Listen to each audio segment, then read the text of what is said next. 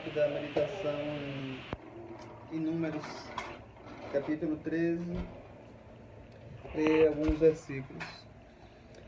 E o Senhor disse a Moisés: envia alguns homens em missão de reconhecimento à terra de Canaã, terra que dou aos israelitas. Envia um líder de cada tribo dos seus antepassados. Versículo 26 em diante. Eles então retornaram a Moisés e a Arão e a toda a comunidade de Israel em Cádiz, no deserto de Parã, onde prestaram relatório a eles e a toda a comunidade de Israel e lhes mostraram os frutos da terra. E deram o seguinte relatório a Moisés: entramos na terra a qual você nos enviou, onde há leite e mel com fartura. Aqui estão alguns frutos dela, mas o povo que vive lá é poderoso, e as cidades são fortificadas e muito grandes. Também vimos descendentes de Enaque. Os amalequitas viram no Negueb, os hititas, os jebuseus e os amorreus vivem na região montanhosa. Os cananeus vivem perto do mar e junto ao Jordão. Então Caleb fez o povo calar-se perante Moisés e disse: subamos e todos tomemos posse da terra. É certo que venceremos. Mas os homens que tinham ido com ele disseram: não podemos atacar aquele povo, é mais forte do que nós.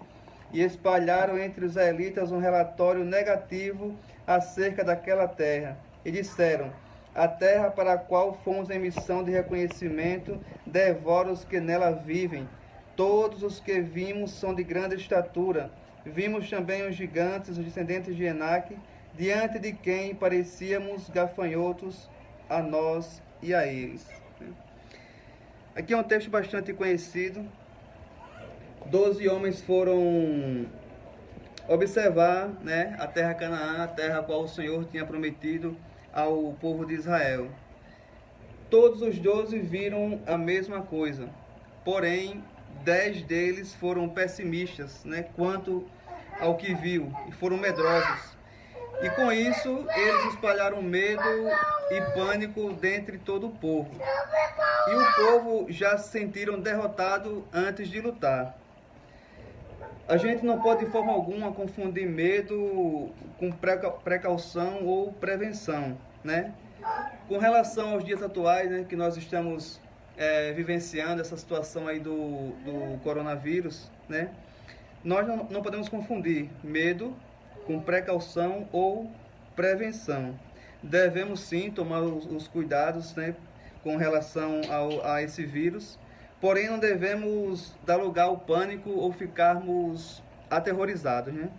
Devemos ter o ponto de vista dos 2 espias, que foi diferente daqueles 10, que foi Josué e Caleb, Eles se depararam com os mesmos problemas, com as mesmas dificuldades que os outros 10, porém eles tiveram fé no Deus, no nosso Deus, no Deus de Israel, e já tinham a vitória como certa, E com esse relatório que eles prestaram, o povo já se sentiu mais encorajado, O que eu quero falar com isso? Que nós, nos dias atuais, temos que ser agentes de ânimo, de encorajamento, Temos que marcharmos e caminharmos confiantes, porque podemos ter certeza que em Deus nós temos a vitória, porque é o Senhor que peleja por nós.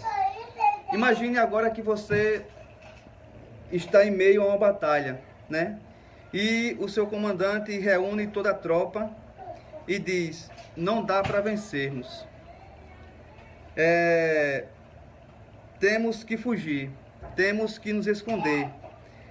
Nesse momento que essa tropa ouve isso, todo mundo já se sente derrotado antes mesmo de começar ou continuar aquela batalha.